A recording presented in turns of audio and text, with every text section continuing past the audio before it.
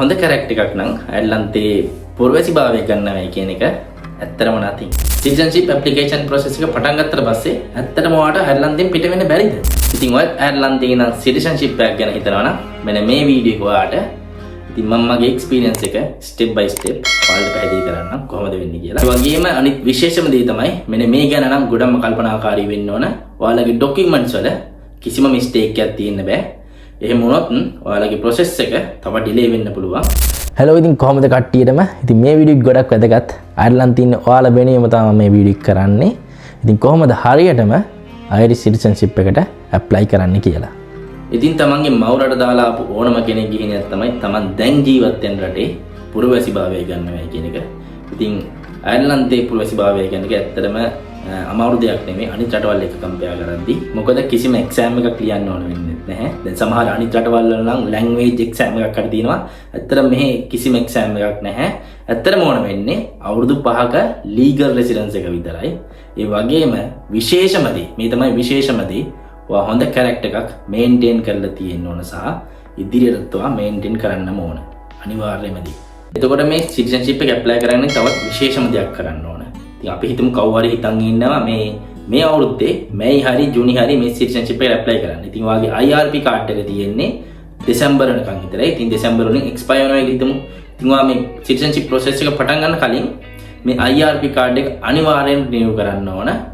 මොකද මේක processing time එක තියෙන්නේ මාස 19ක් නිසා අපි දන්නේ නැහැ කොච්චර කල් යයිද. ඉතින් ඔයාගේ හැම දෙයක්ම තීරණය වෙන්නේ ඒ ડોකියුමන්ට්ස් අනුව තමයි ඔයාගේ. ඉතින් අනිවාර්යයෙන්ම මේ සිටිසන්ෂිප් ප්‍රොසෙස් එක පටන් ගන්න කලින් ඔයාගේ IRP කාඩ් එක රිනිව් කරගන්නම ඕන. ඉතින් මට මතක විදියට රිනිව් කරලා පස්සේ අවුරුදු 10කට කොහෙද තමයි දෙන්නේ.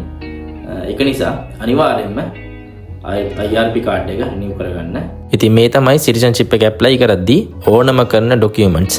ඉතින් මේ පොයින්ට්ස් 150 අනිවාර්යයි. ඒ වගේම තමයි ඔයාගේ අවුරුදු 5 ඇතුළත එක දිගට දවස් 70කට වඩා අයර්ලන්තයෙන් පිටින් ඉඳලා තියෙන්න බෑ. එහෙම වුණොත් ඔයා රීසන් එක අනිවාර්යයෙන්ම දාන්න ඕන. ඉතින් කවද ඉඳන්ද ඒ ඩේට්ස් ඔක්කොම එතනදී ෆිල් වෙන්න ඕන. එතකොට ඔයාගේ පාස්පෝර්ට් එක, IRP කාඩ් එක, ඒ වගේම PPS කාඩ් එක ඒ ඔක්කොම print අරගෙන සොලිසිටර් කෙනෙක්ගෙන් සර්ටිෆයි කරගෙන තමයි මේකට ඇප්ලයි කරන්න ඕන. ඊට පස්සේ P60 ඕන. ඊට පස්සේ වෙල්ෆෙයාර් කෙන් ලෙටර් එකක් ඕන. ඉතින් තියෙන හැම ડોකියුමන්ට් එකක්ම මෙතනදී සබ්මිට් කරන්න. ඉතින් කිසිම වෙලාවක මේ ડોකියුමන්ට්ස් අඩු මිසක් වැඩි නම් වෙන්නේ නැහැ. ඒක නිසා බය නැතුව සබ්මිට් කරන්න. ඊට පස්සේ අයිරිෂ් 3 දෙනෙක්ගේ රෙෆරන්සස් ඕන. ඊට පස්සේ ලෑන්ඩ්ලෝඩ්ගේ ලෙටර්ස් නැත්තම් ඔයාලට පුළුවන් ඒ වෙනුවට බැංක් ස්ටේට්මන්ට් ඒ අදාළ වර්ෂය අනුව ඒක ඇතුළත් කරන්න. ඉතින් මම සිටිසන්ෂිප් ඇප්ලයි කරලා මට ගාඩ වෙටින් එහෙම නැත්නම් කොත් ඊ වෙටින් සබ්මිට් කරන්න ආයේ මාස 5කින් විතර. ඉතින් මේල් එකක් එනවා ලෙටර් එකක් ඇටච් කරලා. ඔන්න ඔතනදී ඔයා ගොඩක් සැලකිලිමත් වෙන්න ඕන. ඒ ඇප්ලිකේෂන් නම්බර් එක ඔයාගේ වෙනස් වෙනවා. ඉතින් ආලේ වන ඇප්ලිකේෂන් නම්බර් එක අනිවාර්යයෙන්ම ඔයා ඊට පස්සේ ඉස්සරහට යූස් කරන්න පටන් ගන්න ඕන. ඉතින් මේ ගාඩ වෙටින් එකේදී වෙන්නේ ඔයා ඉපදුණු දවස් ඉඳන් දැන් වෙනකන් පදිංචි වෙලා හිටපු තැන් හැම විස්තරයක්ම දෙන්න ඕන. ඒ වගේම ඔයාගේ නමට නඩුවක් එහෙම තියෙනවා නම් මෙතනදී මේක ෆිල් කරන්න ඕන. ඉතින් මට ඊවෙටින් කම්ප්ලීට් කරන්න ගියේ දවස් 4ක් වගේ මට මේල් එකක් ආවා මගේ ඊවෙටින් එක කම්ප්ලීටඩ් කියලා. ඉතින් මේ ගාඩ වෙටින් එකෙන් පස්සේ මම මේ ගාඩ වෙටින් එක කරේ දෙසැම්බර් වල ඊට මාස 5කට පස්සේ කියන්නේ අප්‍රේල් වල මට ලෙටර් එකක් එනවා මගේ සිටිසන්ෂිප් ඇප්ලිකේෂන් එක සක්සස්ෆුල් යුරෝ 950ක් ගෙවන්නේ කියලා. ඉතින් මම මේ යුරෝ 950 එවෙලෙම ගෙවනවා. මොකද එවෙලෙම නොගෙවුවොත් මට මේ ඊළඟට තියෙන සෙරමනි එක මිස් වෙන්න පුළුවන් නිසා. ඒ වගේම අනිත් දේ තමයි මේ යුරෝ 950 රිෆියුජිස්ලා ගෙවන්න උවමනාවක් නැහැ. ඉතින් මම කලින් වීඩියෝ එකේ කියලා දෙනවා රිෆියුජිස්ලාට අවුරුදු 3න් සිටිසන්ෂිප් ඇප්ලයි කරන්න පුළුවන්. ඒත් එයාලගේ ප්‍රොසෙසින් ටයිම් එක අවුරුදු 2-3 දික් වෙන්න පුළුවන්. ඉතින් මට කලින් කියන්න අමතකුණා මේ සිටිසන්ෂිප් ඇප්ලිකේෂන් එක පටන් ගන්නකොට අපි යුරෝ 175ක් ගෙවන්න ඕන. ඉතින් මේක දෙගොල්ලටම අදාළයි. ඉතින් මේ කවුරු ඇප්ලයි කරත් මේ යුරෝ 175 මුලින්ම ගෙවන්නම ඕන. ඉතින් මේ යුරෝ 950 ගෙවලා හරියටම මාසෙකට විතර පස්සේ මට මගේ සෙරමනි ඩේට් එක ලැබුණා. මේල් එකක් කරහා තමයි ලැබෙන්නේ. ඉතින් Tamanට කැමති වෙලාවක් එකෙන් චූස් කරගන්න පුළුවන්. හැබැයි මේ එවන ඩේට් එක ඔයා කන්ෆර්ම් කරන්න ඕන අනිවාර්යෙන්. ඊට පස්සේ ඔයා මේ මේල් එකේ print එකයි ඊට පස්සේ ඩික්ලරේෂන් ෆෝම් එකයි ඔයාගේ IRP කාඩ් එක අරගෙන එදාට යන්න ඕන. ඉතින් මේ සෙරමනිකින් පස්සෙත් මම ඊළඟට ඉන්න ඕන මගේ නැචරලයිසේෂන් සර්ටිෆිකේට් එක එනකන්. එහෙම නැත්නම් කිව්වොත් මේ පුරවැසිභාවයේ තහවුරු කරන ලෙටර් එක එනකන්. ඉතින් ඒකටත් මාසෙක විතර කාලයක් ගියා. මාසයක විතර පස්සේ තමයි මට ඒක ලැබිලා තිබුණේ.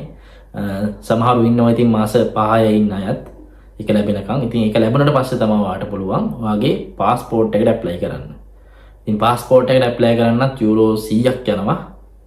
ඉතින් මට මේ ඔක්කොටම ගිහිල්ලා තිබුණා මේ සිටිසන්ෂිප් ප්‍රොසෙස් ඔක්කොටම යුරෝ 1300ක් විතර. අනිත් විදිහට නැතුව ඒකට විතරක් 1300ක් ගිහිල්ලා තිබුණා. ඔයාලට පුළුවන් මේ පාස්පෝර්ට් එකට ඔන්ලයින් ඇප්ලයි කරන්න. ඉතින් ඔන්ලයින් ඇප්ලයි කරනකොට යුරෝ 100ක් ගෙවන්න ඕන. ඊට පස්සේ ඔයාලට මේල් එකක් එනවා identity verification form එකක් එක්ක.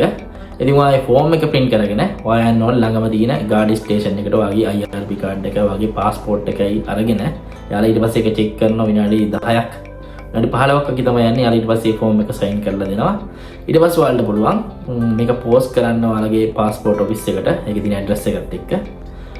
මතක තියාගන්න ඕන විශේෂම දේ තමයි ඔයාලගේ බර්ත් සර්ටිෆිකේට් එක. මෙතනදී ඔයාලට සිංහල ඔරිජිනල් බර්ත් සර්ටිෆිකේට් එකක් ඕනම් වෙනවා. ඒක නැතුව බුක් කරගන්න බෑ. මෙතනදී ඉංග්‍රීසි එකයි සිංහල ට්‍රාන්ස්ලේට් තියෙන වාගේ ඔරිජිනල් බර්ත් සර්ටිෆිකේට් එකයි. ඊට පස්සේ ඔයා මෙතන තියෙන එකේ කවර් පේජ් එකක් කමනේ කවර් පේජ් එක මුලට තියලා ඒ ડોකියුමන්ට් පිළිවෙලට තියලා පෝස්ට් කරන්න තියෙන්නේ පාස්පෝර්ට් ඔෆිස් එකට.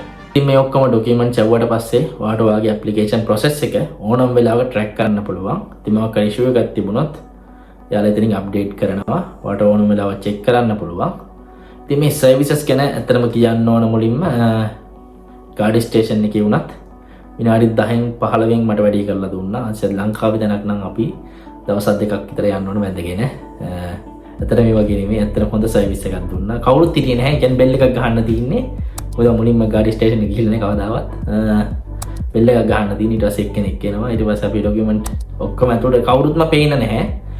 අපේ ඩොකියුමන්ට්ස් ඔක්කොම අරන් යනවා ඇතුළට. අරන් ගිහිල්ලා ඒකට චෙක් කරලා බලලා විනාඩි 10ක් 15ක් වගේ ඇතුළත අරන් ඇවිල්ලා අපේ ඉස්සරහම තමයි කට්ටිය සයින් කරන්නේ. ඊට පස්සේ මේ පාස්පෝර්ට් ඔෆිස් එක උනත් අපි කිසිම වෙලාවක යන්න ඕනේ නැහැ. ඔක්කොම ඔන්ලයින් වෙන්නේ. ඉතින් මට මාසෙකට විතර පස්සේ මගේ පාස්පෝර්ට් පොතයි මගේ පාස්පෝර්ට් කාඩ් එකයි හම්බුණා. මේ සිටිසන්ෂිප් ඇප්ලිකේෂන් එක ඉක්මන් කරගන්න ඔයාලට කරන්න තියෙන එකම දේ තමයි මේ ඉල්ලලා තියෙන ડોකියුමන්ට් හැම එකක්ම යවන්න. දැන් සමහරු ඉන්නවා අපි හිතමු දැන් මේක ඉල්ලලා දෙනවා පොයිවිල් රෙසිඩන්සි දෙන්නේ කියලා. ඉතින් සමහරු ඉන්නවා අවුරුදු 3ක විතර දීලා නිකන් ඉන්නවා. ඉතින් ඒ කට්ටියක නොසලකා ගන්නවා ඊට පස්සේ. මොකද මේ මිනිස්සු දන්නේ මුඩ කිසිම උවමනාවක් නැහැ. 5 years ඉල්ලලා දිනවා 3 years යවන්න බෑනේ. දැන් අපි හිතමු අපි බැංක් ස්ටේට්මන්ට් ඉල්ලලා දිනවා මාස 6ක මාස 3ක යවනවා. කමන්නේ මාස 3ක් ඇති. එහෙම හිතන අයත් ඉන්නවා. ඉතින් මේක ඉල්ලලා තියෙන හැම ડોකියුමන්ට් එකක්ම අනිවාර්යයෙන්ම යවන්න. එතකොට වගේ process එක ඉක්මනටම complete වෙයි.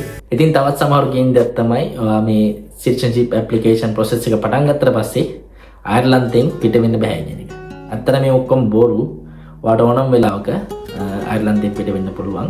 හැබැයි සෙරමනි එකෙන් පස්සේ ඔයාට හම්බ වෙනවනේ ඔයාගේ පුරවැසිභාවය තහවුරු කරන ලෙටර් එක.